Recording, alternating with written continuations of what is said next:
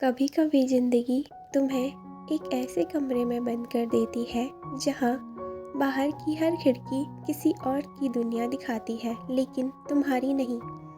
ये कहानी है मायना की, एक लड़की जिसने एक ऐसी खिड़की खोजी जो बाहर नहीं भीतर खुलती थी, और उस दिन उसकी दुनिया बदल गई। कहते हैं हर घर में खिड़कियाँ होती है जो बाहर की दुनिया दिखाती है, लेकिन कुछ खिड़कियाँ सिर्फ उन्हें दिखती है जो भीतर की दुनिया को देखने का हौसला रखते हैं।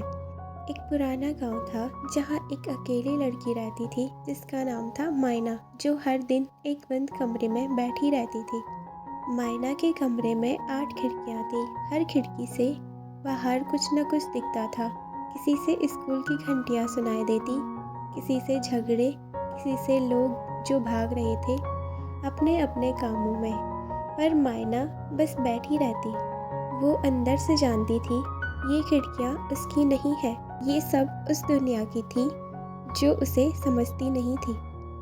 एक रात जब बिजली चली गई और गांव अंधेरे में डूबा, मायना ने सुना दीवार से हल्की सी आवाज़ आई, टिक टिक टिक। उसने हाथ फेरा और वहाँ दिखी 9वीं खिड़की, एक जो कभी दिखती नहीं थी।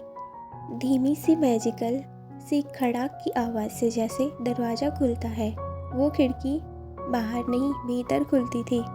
अंदर एक दूसरा संसार था, लूमेन, जहाँ इंसान की आवाज़ उसकी आत्मा से आती है, जहाँ किसी की पहचान उसकी सोच से होती है, कपड़ों या शक्ल से नहीं। मायना लूमेन पहुँच जाती है। वहाँ सबके पास पंख है, लेकिन उड़ता वही है जो खुद को माफ कर चुका है।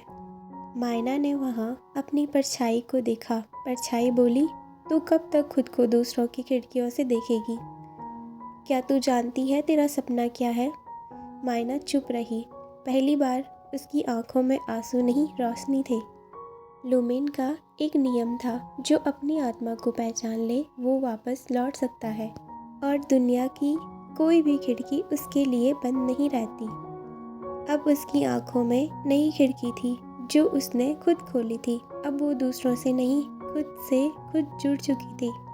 कभी कभी दुनिया हमें ऐसे कमरे में बंद कर देती है जिसमें खिड़कियाँ होती है पर हमारी नहीं, लेकिन असली जादू तब होता है जब हम 9वीं खिड़की खोलते हैं, वो जो हमारे भीतर है, और उस दिन हम सच में आज़ाद होते हैं।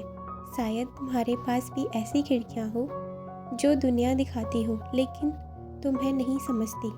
लेकिन याद रखो, 9वीं खिड़की हर किसी के भीतर होती है। उसे खोजो, क्योंकि तुम जब उसे खोलते हो तुम सिर्फ खुद से नहीं मिलते, तुम आज़ाद हो जाते हो।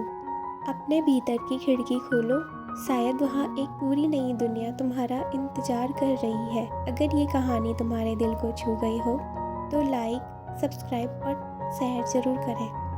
Thank you so much for watching.